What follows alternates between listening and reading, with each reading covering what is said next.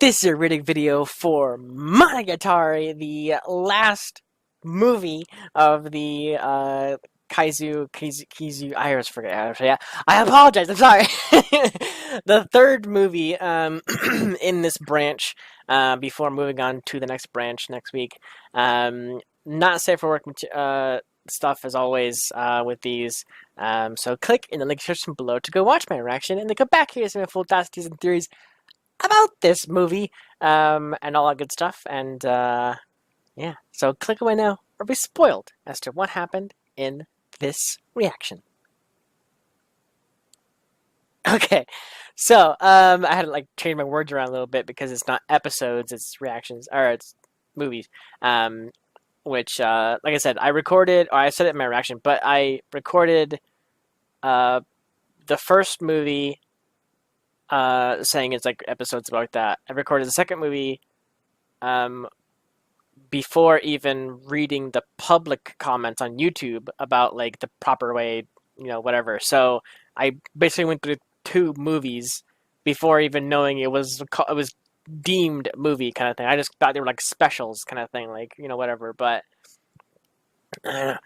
anyways, so yeah, this movie was pretty cool. Good conclusion.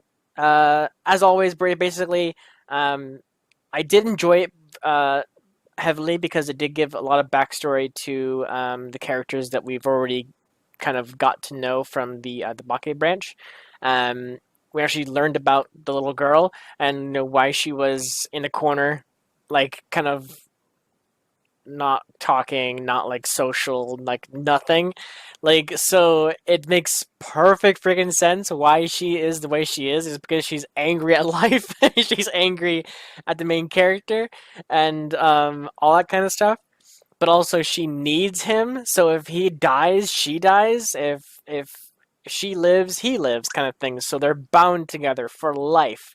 Um, so her actually um, going out of her way to save the main character like twice, versing the cat girl basically, is very interesting because like again, if he dies, she dies, and she doesn't want to die without him dying, or she wants to die but make him stay alive kind of thing. She wants to make it so he can go back to human kind of thing and live out his life that he wants to kind of thing. Um, that's what she wants. She wants to die and everything. Because that's what she kept saying how like given like 300 years like that. Well, she's been alive for like 500 or 400 years, something like that. But anyways, given like a couple of hundred years, whatever, you start to get this suicidal thoughts in your mind and everything when you get bored, kind of thing, or you're just done with life, kind of thing. So, having the one guy, one of her servants, actually commit suicide of boredom, um, and that was a bit of a lie, I think, because it looked like maybe that he wanted to be human, again, kind of thing. But back then, she didn't want to die, so, and she knew that might have been like the only reason to make the first servant, human again, and so her turning him down, he was like, okay, I understand, and then just turned around and left, and then committed suicide, basically, effectively. Um, and she said it was almost like taunting her, kind of thing. Like he burned up in the sunlight, basically. Um, I think she was saying something. Maybe like she was there watching when he was burning. Like I don't know. Maybe just she was like around or whatever. Hiccups. So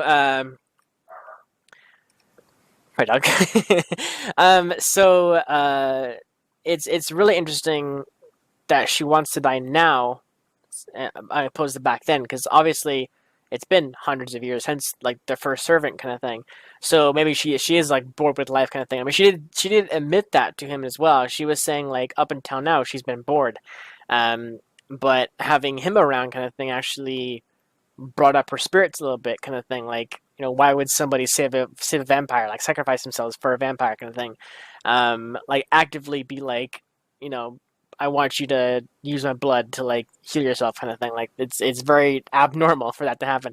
Um, and other stuff like that. Just basically like having fun with the idea of him being a vampire and everything. Um, and then basically soon after that, that was when she was all hell bent on making it seem like she's the bad guy. So killing a human, eating them right in front of him, kind of thing.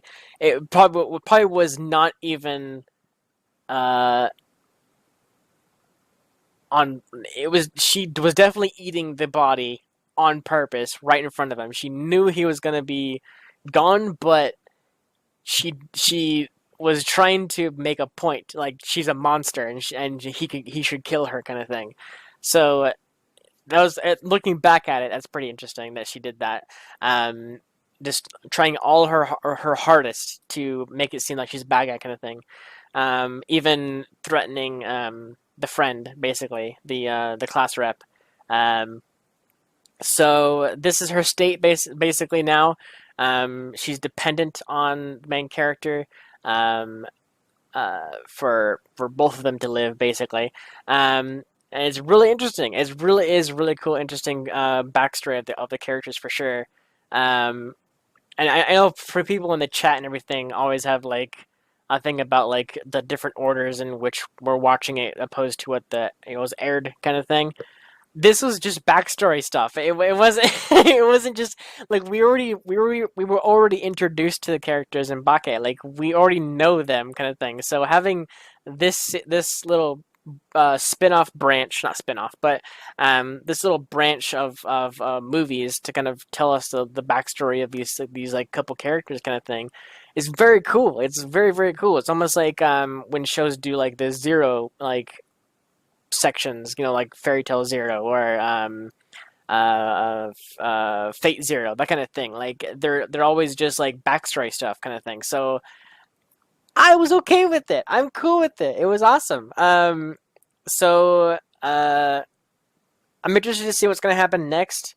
In the next branch, basically the next branch we're going to go down. I'm interested to see if it's going to take place after Bake, in terms of timeline wise, or what. I'm not sure.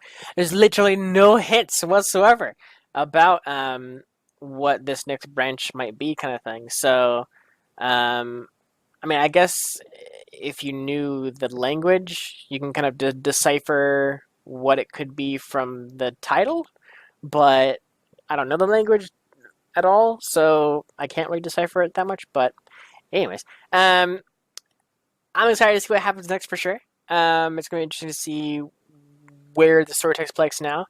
Um, if it's going to be like between. Well, I don't think it's going to be between Bake and Kizu or Kaizu. I feel like it's gonna probably be after Bake. I would have to assume.